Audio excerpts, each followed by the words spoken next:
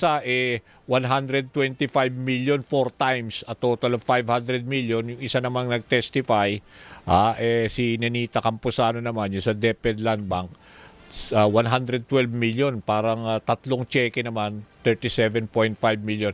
As far as you are concerned, itong development, how would you assess it, Attorney? Competent at marunong naman yung mga bank managers at mukhang nagsasabi naman ng katotohanan sapagkat tayo na may experience sa bangko, may kliyente tayong mga banks, alam natin yung proseso. So pretty ganun ho naman talaga yung mga pangyayari sa bangko. But we understand yung kanilang characterization dito sa mga nababanggit o inimbestigahang mga withdrawals na unusual nga. Unusual in the sense na ang lalaking amount. Kaya nga, a few days before, kinakailang tawagan sila para magdagdag ng cash nila kasi wala naman silang ganyang kalalaking cash Kaya nga sa mga branches. O, pangalawa, very unusual din sa transaksyon ng gobyerno kasi yung land bank, yan yung depository ng halos lahat ng government agencies. So yung mga legitimate at mga regular transactions, it is usually issued na cheque. Tapos Kaya yung nga. cheque, pangalan nung supplier, contractor o sino mang kailang bayaran ng gobyerno. In this particular, at dinedeposito yan na nakikredit sa account. Ito ay talagang tahasang wini-withdraw as cash yung mga cheque pangalan, yung pay, Oo, isang tama. lower ranking official lang ng DepEd o kaya OVP at bayon-bayon o kaya mga gym bags at karton-karton yung mga Oo. pinaglalagyan nila. So Oo. cash na nila. So unusual ho talaga yon. Oo. Unusual din ho na normally yung mga transaction irregular, yung mga hindi regular ang pagre-release kasi nga depende yan sa pagpo-process. Ito kasi parang every 3 months merong ganyan eh. Oo, every quarter. In that Yun nga sense, yung sinita hindi, ni Senator Judge Ping Lacson, naalala nyo? Di ba? oo, oo. Quarterly. So, Oo. oo, so para bang for those land bank for example, nasanay sa mga government transactions, unusual 'yan. So malamang nasa isip nila baka confidential fund ito o hindi ito but wala silang magawa eh. Tinawagan sila, sinabing legit 'yan. Oo. Well, it is their job. Pera yan ng DepEd, OVP, edi i-release mo. So, Oo. uh, maganda naman at hindi na nag-cross-examine yung defense Yun na kasi nga, isa nga pa. if the witness is competent at nagsasabi ng totoo, at yan naman naka-record lahat, di ba? May mga ledgers, may mga CCTV. Huwag mo nang tanungin, baka madiin ka pa. At saka talagang inamin naman ng defense na talagang authentic yung mga cheques. Kaya hindi na sila nag-cross eh. 'Di ba, attorney? So, On, oo. Pero yung nga, binabanggit nyo kanina na sabi nga nila, medyo unusual, irregular. Pero doon sa pagsasaliksik o yung pagtatanong din ni Senator Alan, inamin din naman nila na wala naman silang nakikitang, 'di ba? Sabi nila parang ano ba yung masabi niya, kaduda-duda or whatever na suspicious or masasabing illegal. Pero nagtataka lang yung ibang trial judges, yung mga senator judge, bakit hindi kinall out sa dito sa AMLAC na dapat ganyang kalaking amount hindi dahil because on the basis o hindi sila nagduda kasi tingin nila it's a office of the OVP or the DepEd secretary. well, alam ho ninyo, yung the duty to report sa AMLA, sa batas, no, at saka central bank regulations at banking regulations, at two ways ho yan eh. Dalawang basehan. Number one, kung covert transaction yan. Pangalawa, kung suspicious transaction. Okay. In So this assessment particular nila case, parang hindi suspicious eh. So ibig sabihin hindi sila kinag-call out sa AMLA, di ba? hindi ho, i-report pa rin nila yan kasi Okay. covert transaction eh. Oh, kaya Yung, nga. So basta, automatic kasi beyond 500,000 pesos cash withdrawal. Ganon? correct, correct. So, naka-record din yan. Kasi Ah. nga, automatic yan, computerized yan eh. So, wala na silang iisipin pa, may suspicion o wala, i-re-report. So, yung suspicious, maaring sa tingin nila, hindi to, kasi ang suspicious, ibig sabihin, yung isang tao na wala namang kakayanan na may perang ganyan, biglang magde-deposit o magwi-withdraw, di ba? Ito kasi gobyerno eh. May budget naman sila, di ba? Mm. Account naman nila yan. So, Mm. hindi naman, tama ho naman na hindi suspicious yun.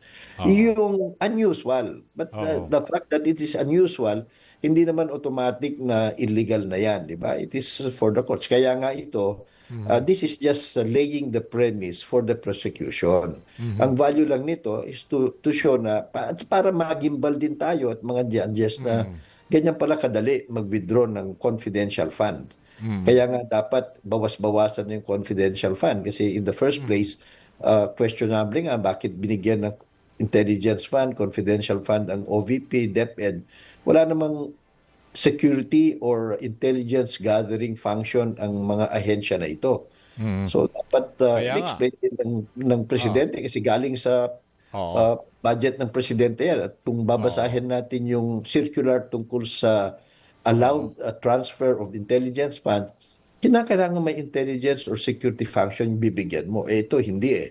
Oo. But Kaya siguro nga, dahil oo. kaibigan sila noon, eh di Kaya binigyan, nga, di ba? binigyan. Kaya Eh, nga. Kaya in-accommodate. So which brings me, attorney, to the next question. Kasi yung susunod na round, ito na nga, yung mga COA auditors, eh di ba doon natin malalaman how this money were disbursed, how this money were audited. Dito na yung mga, di ba, yung lumutang na notice of disallowance. So ito tingin nyo dito ho papasok yung, let's say, maraming pagtatanong o cross-examination ang defense, attorney? malamang dyan. Kasi yan ang mas Oh. importante. Mhm. Na, kasi yung pag-withdraw, eh, wala kang magagawa dyan. Pera nila eh. Kaya Kahit nga, oo. unusual. Ang isang value siguro nito, Danny, yung Oh. bang, kaya tinatanong sa Balinagay, ilan ba yan? Oo, Kasi sino yung itong tumanggap, di ba? nila ito, Oo. i-check nila yung testimonya ni Madriaga. Kasi di ba Yun. sabi niya na from the Ibabangga, no? banko, oo, dinala ko sa opisina ng ombudsman kung kani-kanino, hindi naman security gathering yon. So, kung yung mga detalye na yon magkatugma dun sa sinasabi ni Madriaga, so maaring ma-overcome yung duda sa kanya na may mga kaso siya, mga ganyan, conman daw siya. Eh kung magkatugma naman yung sinasabi niya dun sa anong klaseng bag siya, anong date, yung mga timeline, eh baka nga maging credible yung kanyang testimonya. But beyond that, ang mas importante is saan ba ginamit ito at paano ba nadokumentuhan. Ang Doon papasok, attorney, yung ano, sorry to interrupt. Yung doon papasok yung mga, let's say, mga fictitious names na nag-acknowledge nung receipt. Yun yung may acknowledgement receipt na ibig sabihin, ito mga katulad nila Mary Grace Piatos, di ba? Yung mga pangalan na yan na wala naman daw sa, di ba, sa statistics to PSA. Ito na yung, kaya mas interesting itong next round na titingnan natin sino yung mga na benepisyo nito mga, let's say, pera na cash, di ba? Tama, hindi lang yung fictitious name, kasi fictitious na, sabi, alias niya yan eh. Oo. Ang mahirap kasi, fictitious persons, they don't Oo. exist.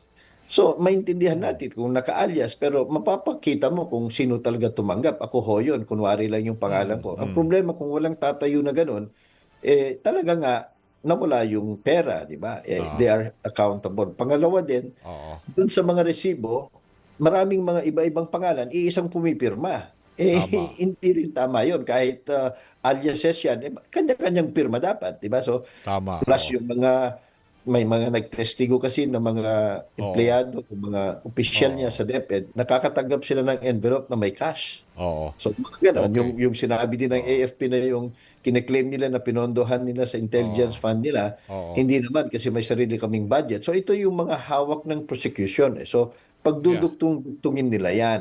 Oo. Ang importante din dito, sana, Danny, marinig natin yung explanation ng Vice President. Kasi so Kaya nga, far, sa sa next round. kanyang Oo. Oo. sinumpaang answer, Oo. hindi niya ine-explain eh. Okay. Ina-avoid lang niya. Okay. So yun, Oo. interesting din yun na Oo. hintayin natin. Attorney, kakambyo lang ako at baka ito na yung ano, at least kulang na kasi tayo sa oras. Yung tungkol dito sa pagsampa naman ng impeachment, yung complaint, sa ethics complaint dyan sa ethics committee, di ba? Yung kay Senator Judge Pia Cayetano, allegedly itong splice video na parang, di ba, iniba yung konteksto ng paglalahad ho ni Prosecutor Chel Jokno. Ito ho ba, is this something na medyo naalarma din kayo dahil parang ito ay nawawala yung issue ng neutrality on the part of a senator judge? Well, definitely. At kaya nga, saludo din tayo dun sa mga grupo o individual na nagsampa ng ethics complaint sa Senado Oo. para mapanagot o at least man lang matigil ito sapagkat dapat seryosohin naman ng mga senator judges ang trabaho nila at seryosohin din nila yung ethics nila at rules nila.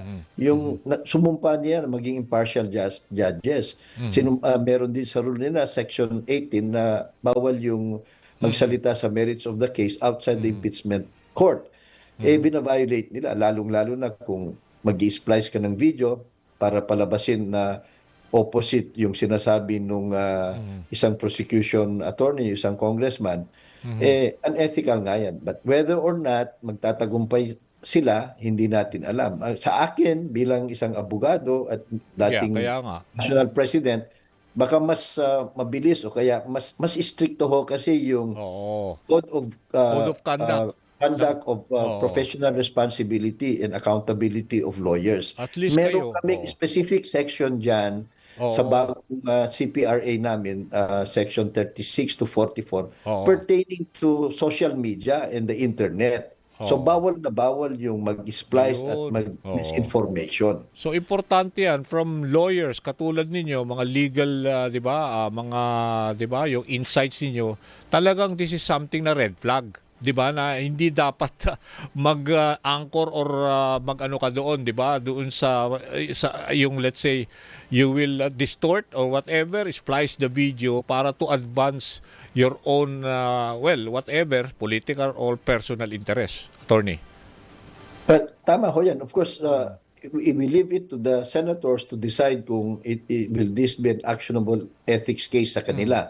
Pero sa ganang sa amin, sa mga abogado, malinaw ho yung bagong code of Conduct. professional responsibility, accountability, na Okay.